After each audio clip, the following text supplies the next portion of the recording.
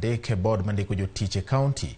Od bura mar kaonti ma Homa Bay opuodho nyinge ji adek mane ogwel kod gavana mar kaonti no Gladys Wanga e board ma ochung'ne ndiko jotich e kaonti ma idendo ni County Public Service Board. Ji adek go magin Isaiah Okoto mane ogwel kaka jakom board no kod jokanyo mamoko ariyo mag board no magin Judith Ojwang kod Joseph Areta ne okal nyingegi e od burano bang' kane osepuodhgi kendo gogi kogno kod komiti ma ochung'ne welo juma mokalo.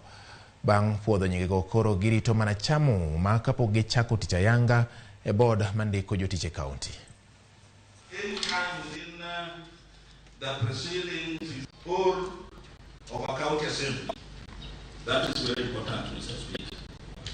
He could not, Kenyan citizen born on 22nd December, meeting appointments recommends that Mr. Isaiah Okoto be approved as the chairperson of Homa Bay County Public Service Board. Number 2, Mr. Speaker, that Mrs. Judith Ojwang be approved and appointed as a member of Homa Bay County Public Service Board.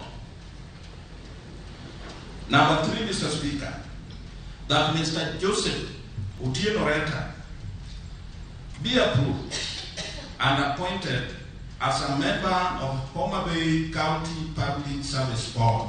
I want to say that this exercise, my colleagues, was not just a mere exercise. This is something that we should take with a lot of seriousness, because some of the work in the county is lagging behind because of the absence of these 3 people. It is the mandate now of these people to take up the responsibility of giving us the very qualified personnel in each and every department when it is fully constituted, Mr. Speaker.